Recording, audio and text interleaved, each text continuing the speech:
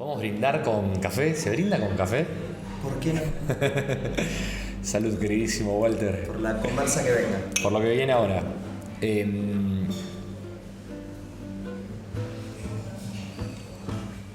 Primero, un rico café. Y segundo, recién pensaba si existiría o existiera el plagio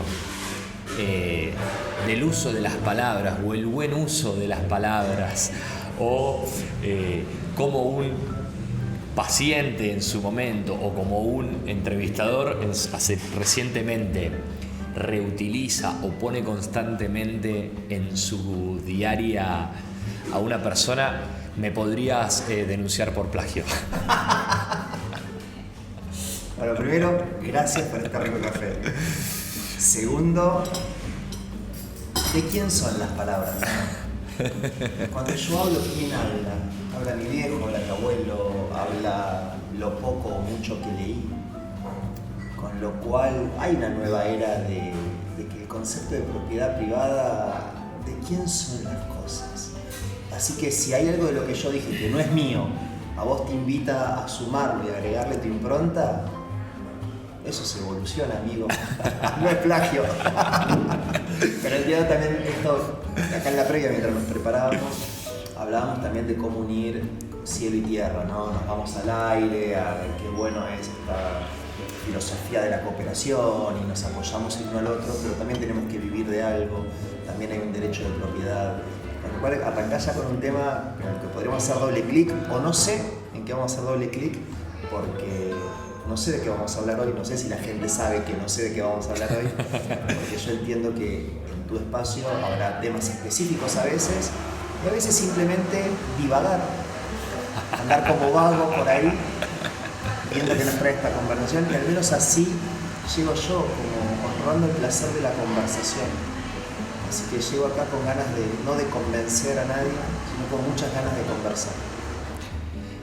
Y le agrego a esto que decías de es mi viejo, es mi abuelo, es la presencia también de nuestros cuerpos, ¿no? Porque también hay algo, creo yo, o que me viene pasando, que cuando te juntás con alguien, hay cosas que pasan, hay palabras que fluyen, que tal vez cuando te juntás con otra persona no, o fluyen otro tipo de palabras, o fluye la comunicación de otra manera, ¿no?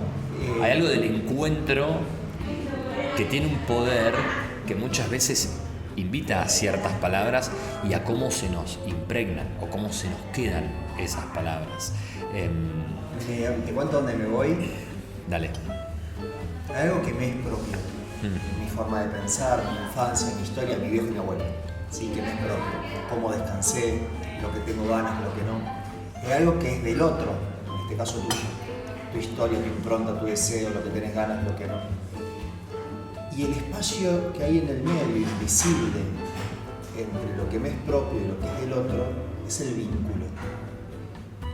Es decir, entre la propiedad y la otredad está la alteridad.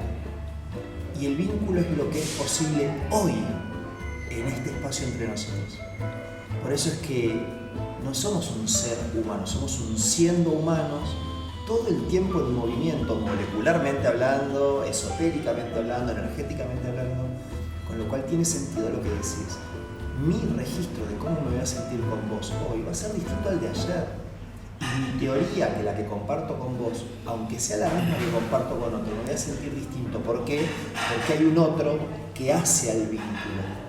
Por eso incluso hasta hoy se habla de liderazgo situacional, en el sentido de que, claro, cada situación es única porque cada vínculo es único, aunque sean las dos mismas personas. Así que definitivamente sí, cada encuentro es único, y ahí la tenemos que ir a Heráclito o Parménides.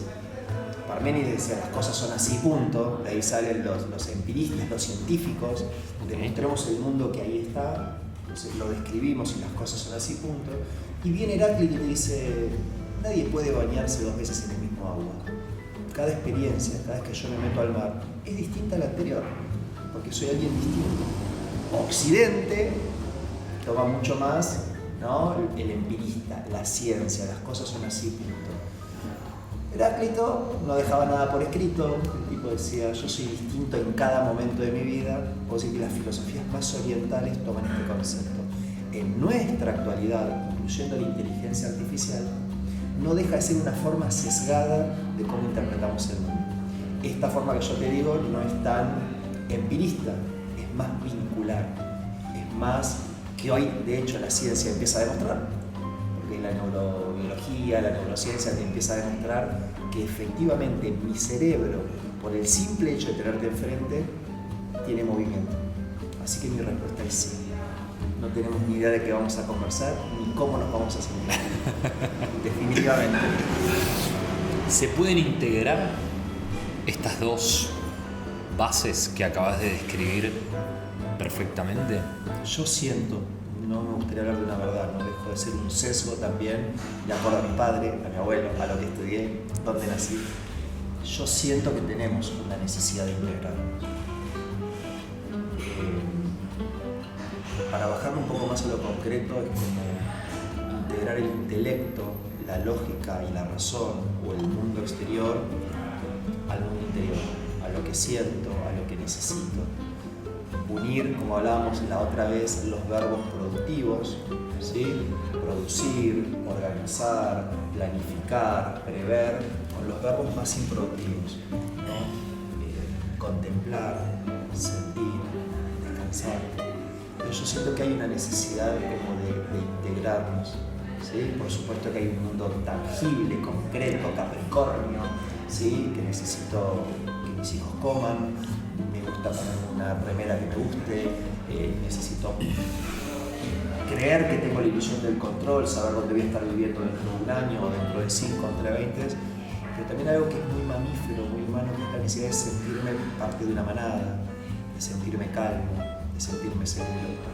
Y siento que si solo lo buscamos en el afuera, a lo mejor generamos más ansiedad de aquello que puede estar más adentro. Entonces, no sé si se puede o no, pero creo que es un camino que vale la pena explorar, la integración. Es una palabra que como se me viene repitiendo y me parece incluso como interesante la posibilidad de esto, ¿no? De estos dos mundos tal vez que planteamos ahora, como que yo los resumo con mis palabras un poco más básicas, que es como tal vez, no sé si extremo, pero digo como terrenal y espiritual, digámosle, ¿no? Como que lo llevo a veces un poco como... Y a veces me lucho conmigo mismo desde, bueno, la vocación, que fue lo último que también pusimos medio en palabras, como bueno, de la vocación a la profesión, ¿no? ¿Cómo hago para que esto que me encanta también integrarlo?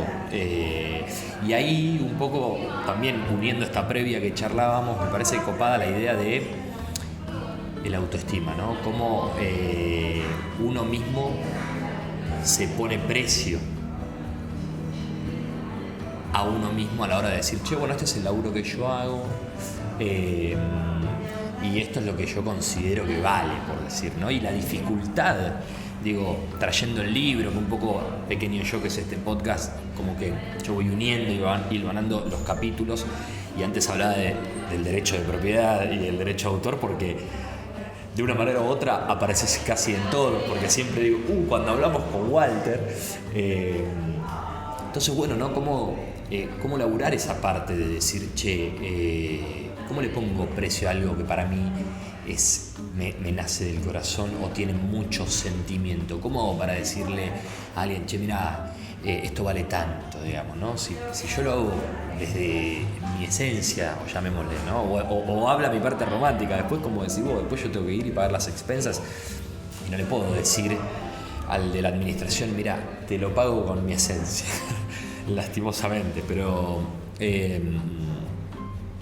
ahí citando a La Vela Puerca, tiene un tema José Sabía, como dice, no se me quede José, por favor, alguna vuelta le vamos a encontrar.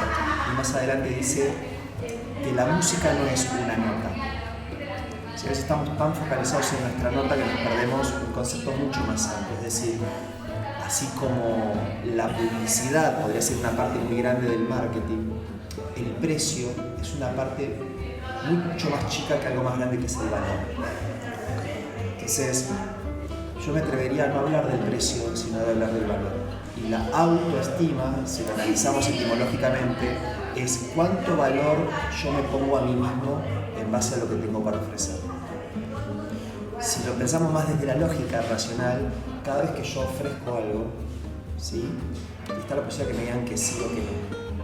Ahora, si en mi aprendizaje emocional mi valor va a estar dado de acuerdo a lo que diga el otro, estoy agarrando la llave de mi estima y básicamente no hay autoestima, hay autoestima. Y volvemos a la otredad y a la propiedad. Entonces no niego que el otro lo pague, lo valgue, me contrata, me lo reconozca, me impacta, pero no define mi propia estima, mi autoestima. Con lo cual esto está muy relacionado con lo que hablamos la otra vez del mundo exterior y el mundo interior. El otro, lo propio. La profesión que voy a hacer versus la vocación, lo que me nace de adentro. Y yo siento que ahí está la posibilidad de la integración. Por supuesto que hay una profesión, que algo tengo que hacer. ¿Sí? Hablando más en términos de teología, no de religión, la palabra vocación y profesión parten del latín vocare, ¿sí?, y profesio. Entonces, lo voy a contar muy resumidamente, corrijan los que saben más de historia, pero cuando Jesús se le aparece a los apóstoles, ¿sí?, ya muerto, y escuchan ese llamado, el vocare, ¿sí?, y a partir de ahí dijeron, ya sabemos lo que tenemos que hacer, el profesio, ¿no?, la profesión, vamos a llevar la palabra. Entonces hay primero un llamado que viene de adentro y luego un profesio, un hacer. En nuestro mundo actual predominó mucho más el hacer que el ser, es decir, más la profesión. ¿Qué vas a estudiar?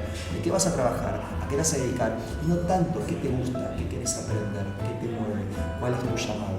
Entonces, esa integración podemos hacer el paralelismo con si me lo pagan valgo, si no me lo pagan no valgo.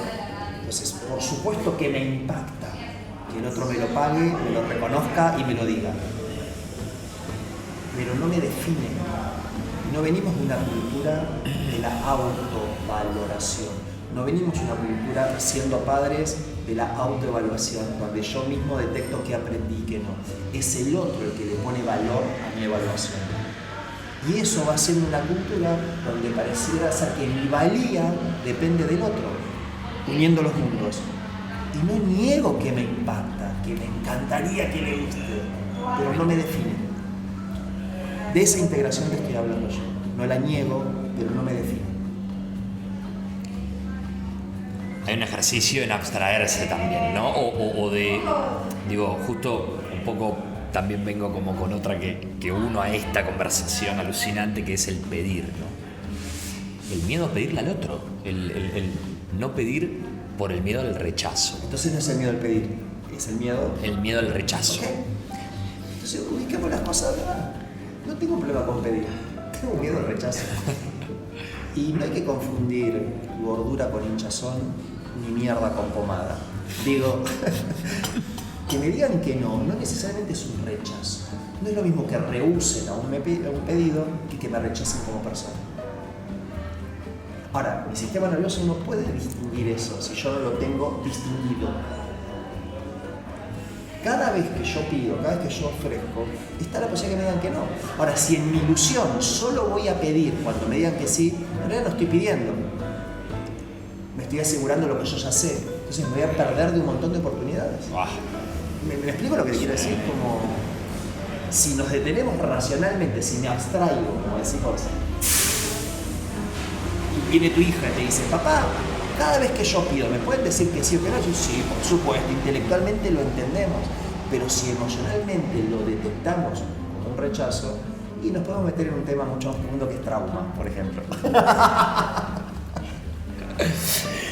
Perfecto, que a eso venimos. Vamos que un poco todo este es como el primer preámbulo para ir al hueso, pero qué interesante esto, o nada, bueno, por lo menos en mi caso es ir explorando constantemente y compartir el proceso y compartir esto, hasta incluso el inducirle la respuesta al otro por miedo a ese rechazo, ¿viste? Cuando yo muchas veces pido ya para amalgamar lo que estoy pidiendo, mejor dicho, ofreciendo, como que le amalgo la respuesta. Por las dudas de que me diga que no, ya yo le pongo. Pero no te preocupes, si vos no necesitas, no hace falta, y si no querés, viste, como que bien, boludo, le estoy diciendo.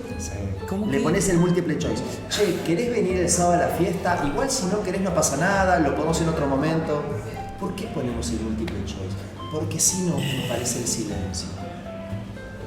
Y el silencio está dentro de las columnas de los verbos introductivos. Y si yo hago silencio, siento. Y si siento incomodidad, aprendí que incómodo es malo. Y no niego que sea displacente. Pero eso no quiere decir que no sea necesario. Entonces, cuando ponemos el múltiple choice, es como suavizar el posible golpe. El tema es ¿por qué lo detecto como un golpe? Distinguir el no en relación a rehusar un pedido a que me rechacen como persona. Los chiquitos no tenemos la capacidad de distinguir eso. Y nuestro software es chiquito. Tiene 2, 3, 4 años de edad.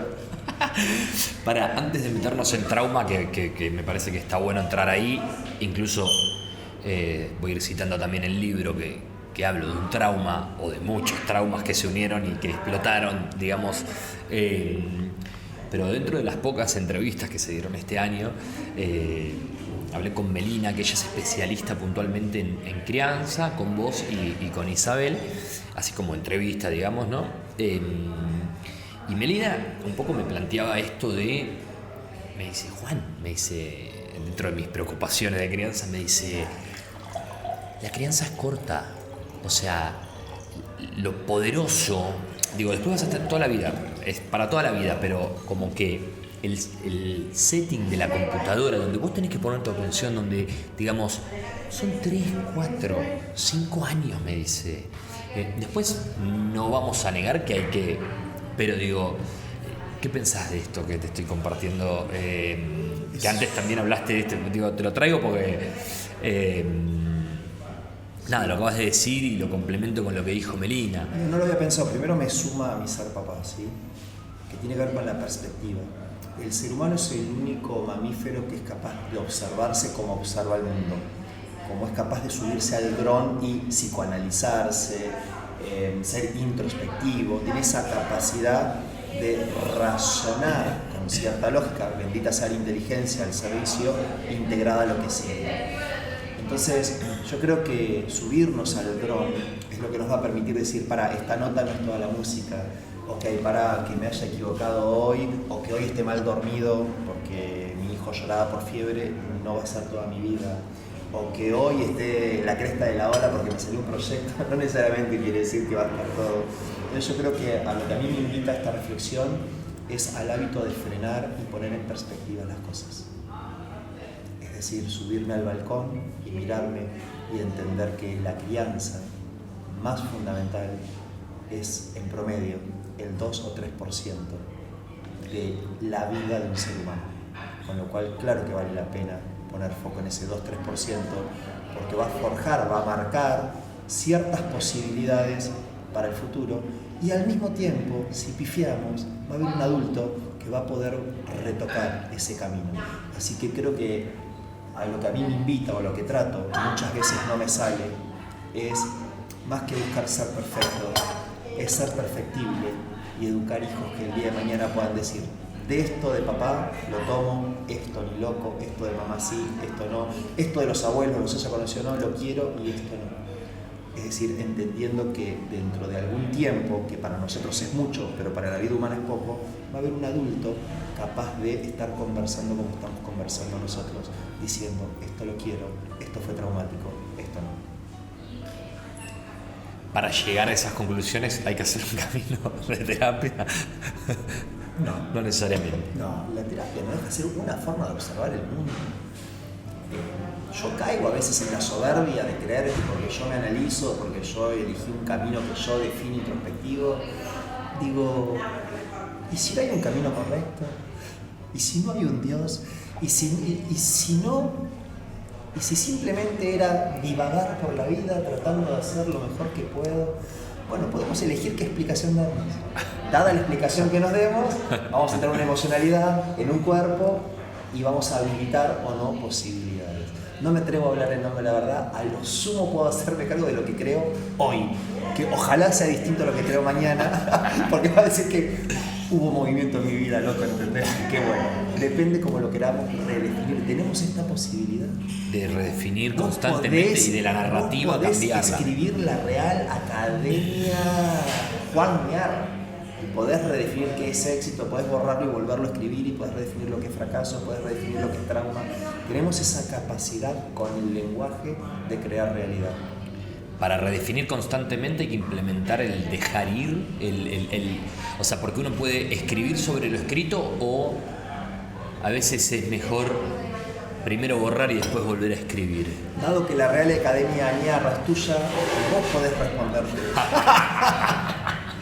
Porque si no, me encanta. Pero Está buenísimo, porque si no, yo caería de mil amores en creer que lo propio sirve para el otro. Y yo no sé qué te sirve a vos. A lo mejor en este momento de tu vida, vos tenés ganas de borrar sin culpa. Entonces está buenísimo que te lo redefinas así. Si en definitiva no es una verdad, es una interpretación de cómo estoy tratando de vivir.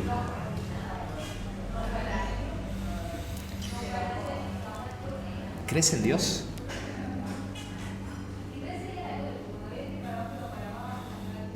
Creo en el creer. Necesito creer. Me anestesia un poco ante la incertidumbre de la nada. Entonces te respondo que sí, pero que creo mucho en la potencia del creer. ¿Sí? Después me puedo adoctrinar en alguna forma, en algún nombre o en alguna religión o en alguna actividad, pero elijo creer. Necesito creer. Y también creo que, déjame como articularlo, ¿no?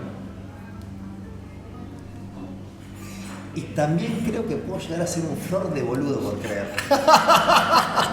Y si algún día me pasa algo de eso, me puedo reír así como estoy porque me estoy haciendo cargo que yo necesito creer. Como diciendo, dale, no quiero tanta inteligencia, no quiero entenderlo todo. Dame algo mágico para cosas que desde mi nivel de intelecto no puedo comprender. Uno esta pregunta porque justo dijiste lo de Dios y yo en el libro hago mención constantemente a algo que me pasa en mi cabeza, que es que todos tenemos un Dios interno, tenemos que darle paso y descubrirlo dentro de lo que eran mis delirios místicos de ese entonces. Sí, claro. Entonces, bueno, justo lo mencionaste y dije, che, bueno, nunca te lo pregunté. Me gusta, pero lo puedo unir incluso con lo que venimos hablando. Vos sabés que me gusta ponerle verbo a las cosas. Y yo creo que Dios es un sentir. ¿Sí? Es un sentir. ¿Y quién puede negar mi sentir? Es como la intuición, es todo lo que aquello todavía la ciencia no puede demostrar. Es como sentir que me están viendo, que me están mirando. Y me doy vuelta y hay alguien mirándome. ¿Cómo explico eso? Lo siento. Entonces yo creo que tenemos derecho a sentir lo que sea. Entonces, si en mi definición propia Dios es un sentir, recontra creo y siento a veces. Y por lo general cuando estoy más desesperado lo siento. Soy un guacho, sí, porque aparece la mercantilización, ¿entendés? Entonces, che, yo creo en esta que soy malo, entonces voy en el avión y se empieza a mover, automáticamente creo en Dios y lo siento y me conecto. Entonces, soy bastante guacho en cuanto a mi espiritualidad, lo reconozco. Y es lo que puedo hoy, ¿sí? Y sé que me pierdo de un gran sentir. Yo admiro mucho a la gente que tiene esa capacidad de orar o de conectarse con su religión, con su Dios, con su fe. Y si yo los observo, juzgo que es muy plácido estar ahí.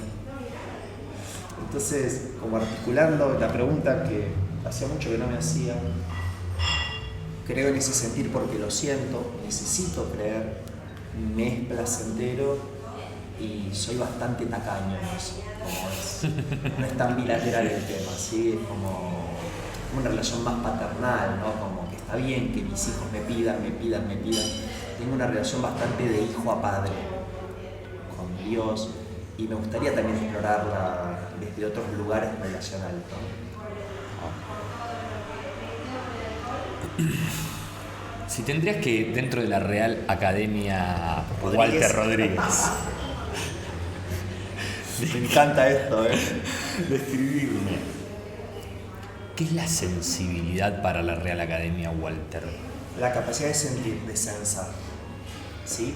El aire acondicionado tiene un sensor que si yo lo pongo en 24 y sensa que hay 23 grados, corta. Es una capacidad de percibir. Entonces, para mí la sensibilidad la podemos definir al menos en dos espacios. La capacidad de percepción, es decir, de sensar lo que está pasando afuera. Entonces, soy sensible, vi a alguien que está sufriendo, yo puedo percibir ese sufrimiento, o estoy percibiendo que alguien quiere hablar porque tiene algo importante para decir, y puedo percibir eso y puedo preguntarle, ¿vos qué pensás? ¿Me puedo equivocar o no? Entonces tiene que ver con la capacidad de sentir, de sensar. Y también tiene que ver con la capacidad de auto-percibirme, que es la interocepción, que es la capacidad de sensarme. ¿Sí? Es decir, estoy cómodo, incómodo, el corazón acelerado, me transpiran las manos, me transpira el pliegue de los brazos. Entonces yo creo que la sensibilidad es una capacidad biológica majestuosa para poder evolucionar como especie. Porque si yo no percibo el peligro, si yo no autopercibo que hay algo malo en mi cuerpo, viviríamos mucho menos y no sería tan efectiva esta raza llamada Homo sapiens sapiens. Resumiendo, creo que la sensibilidad es una capacidad biológica que se puede construir y reforzar culturalmente de sentir al otro y de sentirnos a nosotros mismos.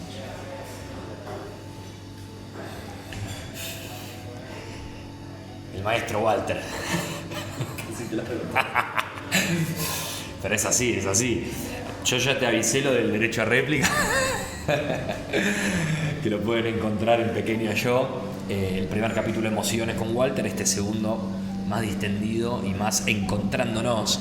Dijiste una palabra y la vuelvo a traer a Melina dentro de esto de ir uniendo capítulos que me parece súper interesante. No es introspección, es interocepción. Interocepción. Mirá, interocepción, percepción, sí. Intercepción. Para de vuelta. Juan, yo te traje el concepto de propio, otro, bien. Propiedad, otredad, alteridad. Ok. Interocepción, sí. Me siento. Sí. Percepción, te siento. Sí. Intercepción, algo que ocurre en el medio. Perfecto. ¿Okay? La etimología tiene mucho del movimiento, hay mucho cuerpo detrás de la etimología de las palabras, que en mi formación, ya sea como coach o como terapeuta bioenergético, es donde yo flasheé. Es donde yo flasheé, digo, qué maravilloso cuando unimos el lenguaje con el cuerpo y las emociones, que para mí es una integración, volvemos al tema original. Entonces, la interocepción es la capacidad, por ejemplo, de cerrar los ojos y contarte las pulsaciones sin tocarte. Me siento. Y la gente que trabaja mucho en la sensibilidad es capaz de sentirse sus pulsaciones sin necesidad de pararse. Wow. Mi capacidad de sentir que tengo los pies fríos y estoy desenraizado. Entonces, la diferencia entre introspección, ya ahí le metemos lenguaje. Introspección, inspección. Inspecciono. Ya ahí aparece productividad, ya tengo que ir a analizar, tengo que ir a ver qué está, inspeccionar, ya se aparece si está bien o está mal. En cambio, en la interocepción, siento. Me están llevando las manos. Interocepción, no sé si está bien, si está mal, si me gusta o no me gusta. Me titila el ojo. Interocepción. Tengo frío. Eso. Descartes, si hoy viviera, yo creo que se integraría y diría, siento, pienso, y en esa combinación existo. Okay. Y es un poco este movimiento en el que estoy yo, ¿no? Lo propio, el otro, el nosotros. ¿Sí? Lo podemos ver desde un montón de modelos. Y se me viene, no Descartes, sino mi viejo que siempre de chico me decía, Juan, por favor, pensá antes de actuar. Me decía. Exacto. Exacto. Juan, pensá antes de actuar. Eso es la negación del mundo emocional desde el amor, ¿entendés? Porque el mensaje de tu viejo, que es el mismo que el del mío o el del viejo de esta cultura, es un acto de amor de querernos cuidar. Pero de alguna manera, en una ceguera, es la negación a la sensibilidad, al sentir. Claro. Y yo hablo de esa integración, o sea, unir también lo que siento. ¿Sí? Es como lo que yo interpreto, chequearlo con el otro. Lo que tengo para ofrecer, que es muy valioso, chequeé para el otro qué necesito antes de ofrecerlo. Es decir, no niego lo propio, no niego lo otro, pero está la alteridad, que es lo que es posible entre nosotros dos. Claro. Sí, sí. Revisar primero si es posible también para el otro. Espectacular, como no.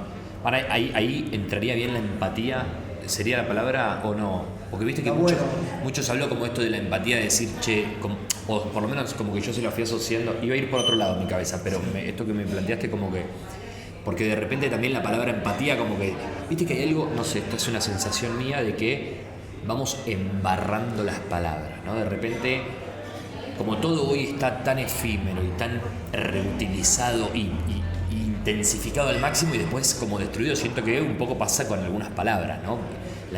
Tengamos empatía de la pandemia, ¿viste? En su momento. Y es como la empatía, como, bueno, ¿para qué es la empatía? Digo...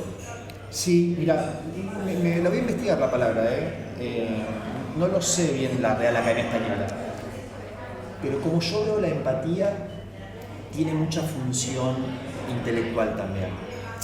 Es la capacidad de, frena, che, hay un otro, no le pregunté, pero no necesariamente es sentir la empatía. La compasión o el resonar es meramente sentir. Entonces, es esto de integrar. Yo primero resueno y siento incomodidad, pero porque veo tu incomodidad, la siento. Entonces, para ser empáticos desde mi propia definición, que la voy a pulir, primero tengo que sentir, ser sensible.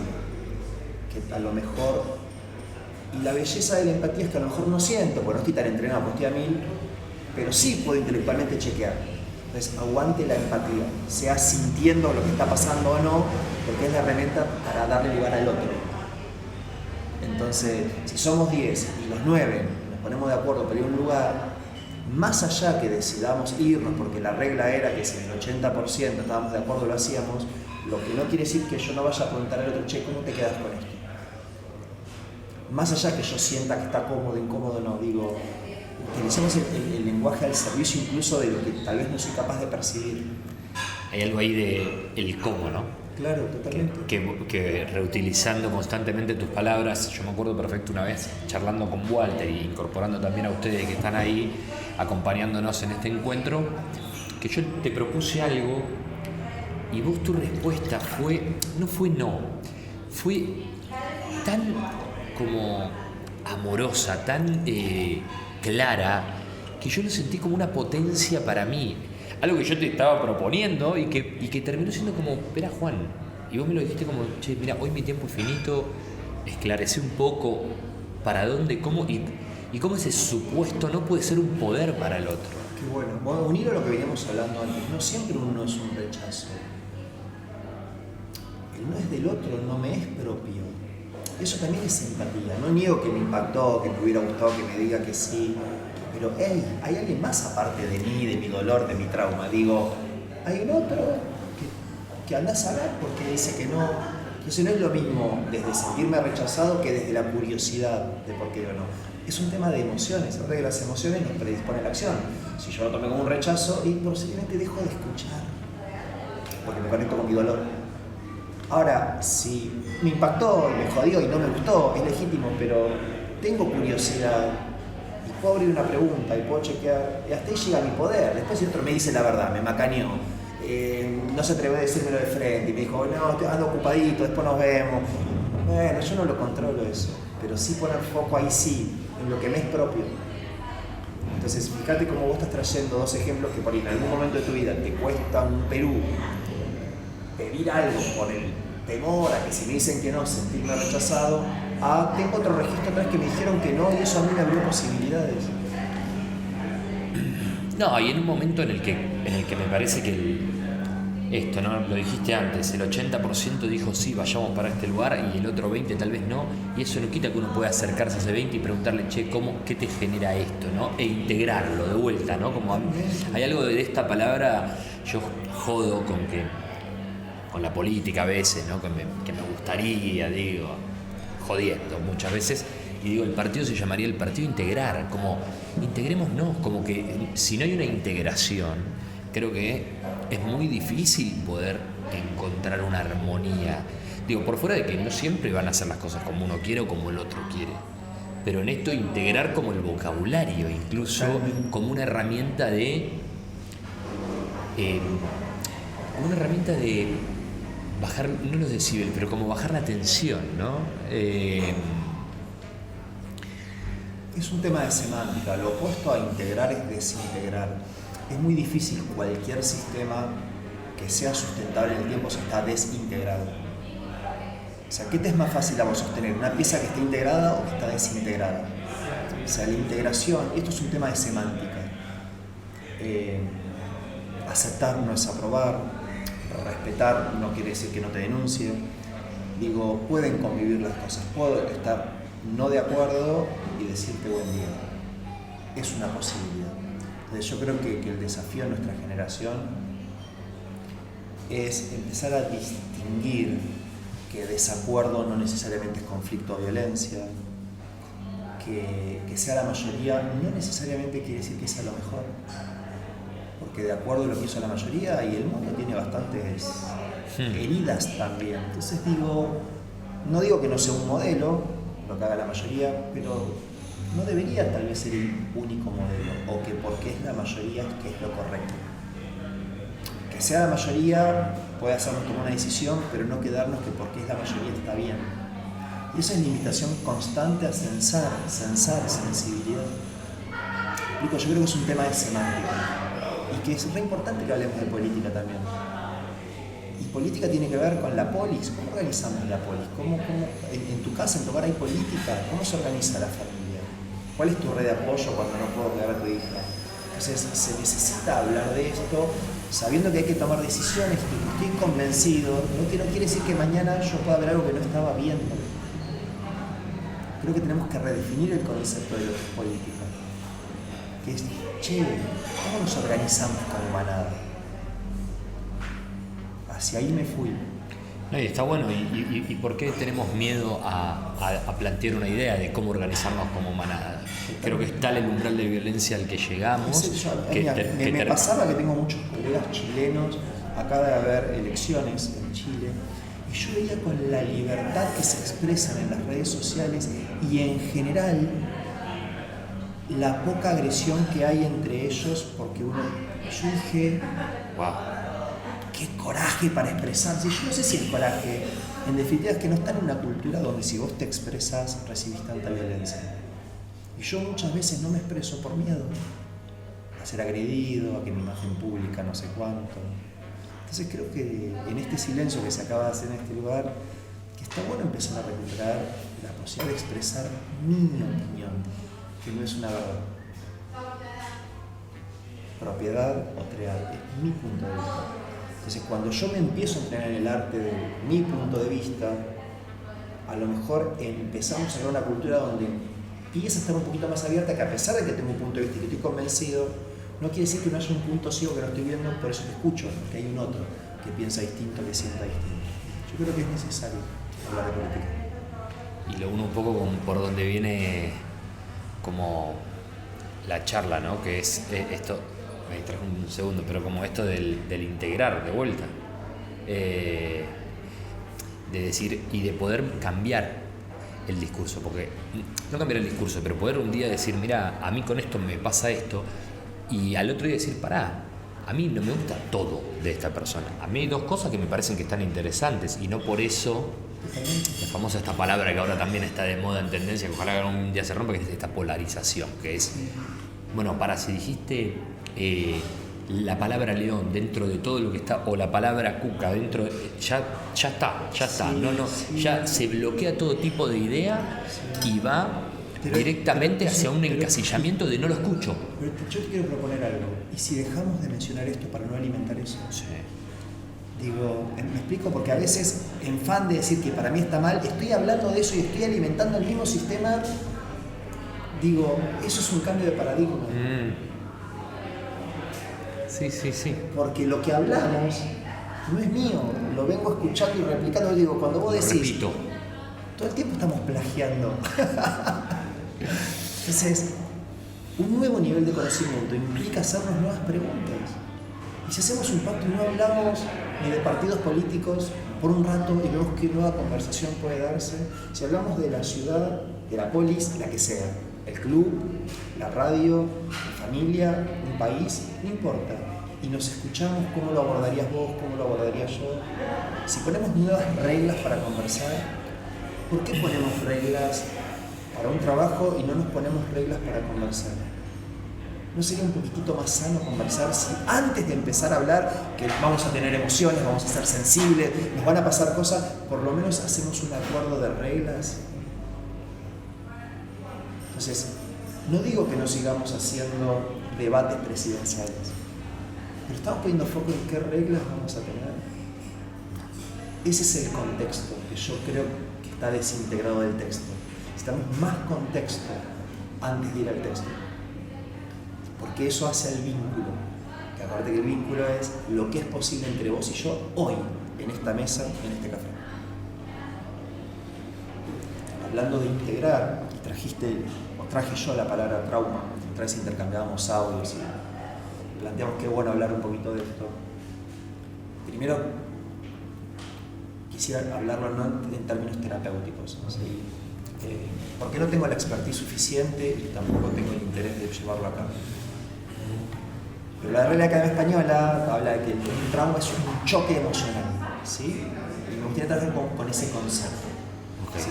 Me pasa algo que siento que es como un choque en mis emociones. Algo que venía integrado choca. Un trauma con T mayúscula, perdí a mamá y a papá en un accidente a mis 2 años de vida, o tenía 9 meses, nació mi hermanito y me faltó más teta, porque mamá estaba en otra.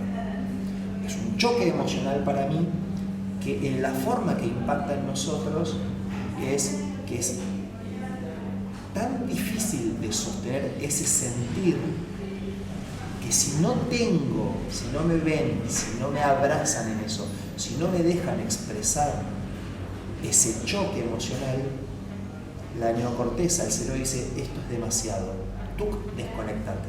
Entonces queda en lo preverbal. Muchas veces ciertos traumas no los recordamos, porque si los recordamos nos retrotrae cuando teníamos 2, 3, 5, 8 años, que con ese nivel de psique era imposible procesar eso si no teníamos una red biológica mamífera que nos contempla. Para no irme muy a lo complejo, el problema no es el hecho, sino que es en esta cultura qué contención tenemos para ese choque que nos desintegró. Podemos ver el trauma como un movimiento que se interrumpe. Podemos ver el trauma como un movimiento natural, integrado. Soy chico, me expreso y de repente por expresarme, por ser bondadoso, recibo algún tipo de abuso. Y culturalmente, si lo cuento no me creen, me callo y eso se fue de la neocorteza y sigo mi vida. Ese movimiento que es que me entiendan, que me abracen, que me dejen llorar, expresar, ese movimiento interrumpido forja una corporalidad, hace una coraza muscular, queda todo un movimiento al frenar. Entonces, en la forma que yo quisiera plantear, hoy que estamos hablando de integración, y dejemos de hablar de trauma, cualquier situación brusca, y ahora hablemos de las conscientes, si es inconsciente, hace terapia, laburalo, pero cualquier situación brusca que vos sentís que irrumpió en tu vida, el problema no es que haya irrumpido, que haya interrumpido. Te voy a contar como un ejemplo. Yo estaba con mucha fiebre y fui a una guardia. Y en la guardia llegó una mamá desesperada, su hija se había caído de una altura muy considerable y había sido como amortiguada por una planta, es decir, de poderse haber muerto por la caída, hicieron todos los chequeos, estaba impecable. Y la nena temblaba y temblaba y temblaba. Yo desde mi formación sé que ese temblor es muy necesario para liberar la tensión de lo que podría haber sido. Y esa mamá, en su sabiduría, no necesariamente porque estudió, estaba acompañando y conteniendo a su hija en el temblor, no le estaba frenando ese movimiento. El trauma no hubiera sido la caída, hubiera sido que le frenen ese temblor. El trauma es un movimiento interrumpido. En la adultez podemos recuperar ese movimiento. Entonces, la otra vez te pasé un texto que lo podemos compartir. Un abuso injusto se guardó callado, un adiós no fue expresado, un dolor no fue protegido. Entonces, dada nuestra historia y un punto de vista occidental en la forma que expresamos nuestras emociones y que el espacio nos contiene y que nos dice pensá antes de actuar, nos frenan un movimiento. Y el movimiento a veces es un verbo muy sencillo, es putear, llorar, que me abracen, que me entiendan y que simplemente me acompañen.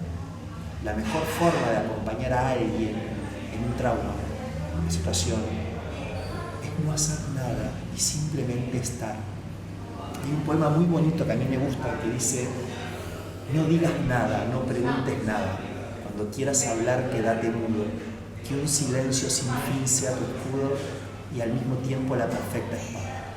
No llores si la puerta está cerrada, no golpees si el dolor es más agudo, no cantes si el camino es menos rudo, no interrogues sino con la mirada, y en la calma profunda y transparente que poco a poco y silenciosamente inundará tu pecho de ese modo, sentirás el latido enamorado con que tu corazón recuperado te irá diciendo todo, todo, todo. Este poema, que no sé si lo dije perfecto, que es de Bernardes, habla del precioso regalo de simplemente estar presente frente a un otro en un momento de choque emocional. El trauma no es el hecho, sino la corregulación que tuvimos del mundo adulto o de los pares posteriormente a ese hecho. Entonces, la forma que a mí me gusta ponerlo acá es la posibilidad de integrar, de darme lo que no me dieron. Si no me habilitaron a dar voz, hoy me puedo habilitar y compartirlo. Si no me defendí de algo injusto, hoy sí me puede parecer que es injusto que el vecino ponga música fuerte, ir y poder expresarlo. Es recuperar un movimiento de algo que quedó interrumpido. El problema no es la irrupción, es la interrupción. Desde ese lugar se puede trabajar corporalmente. ¿Me explico? Te lo quiero llevar más a un tema cultural, no tanto terapéutico. No sé si me fui por las ramas. No, espectacular, alucinante, alucinante, impresionante. Lo que acabas de hacer es impresionante. Y tiene un valor, creo que... Les voy a contar. Para mí y para cualquier persona que pueda llegar a esto... que hay algo de que, y voy a resumidamente, el sábado un amigo tuvo una fractura expuesta jugando un partido de fútbol, ¿no? Y él gritaba, y uno de mis amigos se acercó y se le cruzó de lleno en el cuerpo, se le tiró encima para que no vea la herida. Yo fui y me le puse del otro lado y lo miraba y le decía: respirá. Y empezó a respirar, gritá, llorá, y lloraba y gritaba. Se lo llevaron y fue al hospital, y apenas terminó toda la escena, sin diálogo consensuado del equipo de fútbol, de amigos, de un partido más, cada uno hizo lo que sentía. Algunos fueron rápidamente, se bañaron y se fueron al hospital. Otros tardamos un poquito más, pero todos fuimos por motus propio a... Y como él me decía después, al otro día comiendo unas facturas, como que no tenía tanto dolor. Y tal vez no por sus fracturas puestas, sino porque todo lo que pasó después, todo ese amor que recibió después hizo que eso que podría llegar a ser un trauma terrible y él estaba en un pasillo del hospital con la pierna así, sonriendo. Liberó la situación traumática. De hecho, la medicina llama traumatología no a los choques emocionales, sino a los choques corporales. El concepto es el mismo. ¿Sí? Es un choque corporal que hace que se genere una fractura. Lo mismo ocurre con las emociones. Se genera una fractura emocional que estamos dotados de que se repare, sobre todo cuando somos chicos, con la corregulación. Pero si yo lo tapo, te tapo los ojos para que no lo veas, es decir, como metáfora de no se habla de esto, no te creo, sos un exagerado, sos muy impulsivo, y ponemos todos los rótulos de las minorías, porque la mayoría es un nene de bien, la mayoría no grita, la mayoría es más quieto. Ese es el trauma. ¿Me explico? Te voy a contar un ejemplo particular. Mi hijo más grande hizo el colegio primario integrado por su discapacidad. Y en el último año no podía sostener las 4 horas del colegio. Iba a la mañana a contraturno a sus terapias y las 4 horas, entonces le bajamos a 3 horas. Le bajamos a 2 horas y media. Y desde el amor, yo no estaba viendo su trauma, que es, no puedo hacer esto, estoy estresado. Me acuerdo un día que agarré el pizarrón y digo, mira, Feli, vos a la mañana tenés esto. Por semana tenía 18 cuadraditos. ¿Qué cuadradito no querés más? Entonces él va y agarra y borra este cuadradito. A todo esto lo habíamos hablado con la mamá, che, dejemos esto, lo otro. Y dijimos, bueno, a partir de ahora vamos a eliminar todos estos cuadraditos. Y él se pone a llorar y nos dice, gracias papás por amarme tanto. Si yo no hubiera visto esa necesidad de él, de entenderlo, lo que él no tiene capaz de decir, papá, estoy estresado, tendría un hijo deprimido. Porque el cerebro en un momento iba a desconectar esa dificultad. Si no, ¿cómo explico que ese hijo que termina en diciembre el colegio, pudiendo poner foco, más que foco, llevar el cuerpo 2 horas por día, un año después va a un colegio 8 horas por día feliz? Porque encontramos el mejor colegio para lo que él necesita. Entonces, el trauma no hubiera sido que la estoy pasando mal en este lugar. Es el adulto que no puede acompañar y abrazar ese cansancio o ese estrés corporal. Y eso es la adultez también. Todo el tiempo dudar de nuestras convicciones. Porque mandarlo a un colegio común tenía muy lindas intenciones, los mejores deseos para mi hijo. Pero no es lo que él necesita. Hay una desconexión de la propiedad con la otredad. ¿Me explico? Sí. Y eso podría ser el día de mañana un trauma. No por lo que irrumpe, que es un montón de terapia, voy, vengo, mis compañeros hablando con una maestra, yo una al costado hablándome, adaptándome el contenido. Eso nos pasa y nos va a pasar. El tema está que interrumpa mi conexión. Y el sistema nervioso autónomo es sabio, ¿sabes qué? Tuki, te desconecto. Otra forma de ver el trauma desde lo somático, no desde el diagnóstico ni del psicoanálisis. ¿Sí? Recuperar un movimiento. Sentirte entendido, sentirte visto, escuchado, abrazado, comprendido. En las organizaciones, cuando una persona está en una situación muy difícil, no llamemos trauma, lo primero que te dicen es tomate licencia. Es decir, te aislamos. Desde el amor, o desde la ley. Y si podés venir cuando quieras, o podés venir simplemente a tomar mates, o cómo te gustaría transitar esto. ¿Por qué asumimos que no hablar de eso es lo que necesitan? ¿Por qué Porque el problema es eso. ¿O por qué? Y te lo digo a vos, ¿por qué tu compañero asume que no tiene que ver y vos asumís que tiene que respirar? No digo que no es un acto de amor, pero no necesariamente es lo que necesita el otro. En la adultez sí tenemos la capacidad de sentirnos qué es lo que necesito. Y a veces necesito solo llorar y gritar. por el cagazo que tengo. Punto. Listo, grité y lloré, amigo. Si en definitiva, Tano, vos y yo, como todos los que escuchan esto, nacimos desnudos, gritando, llorando y vibrando.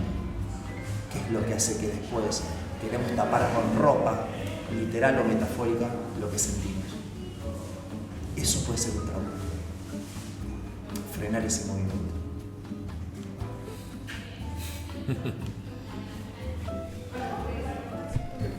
Gracias, Tano. A vos. Un placer. Nos vemos la próxima. Nos vemos la próxima. Que ya quiero ajustarla con fecha, horario, día, mensual, periodicidad, todo. Gracias. Gracias.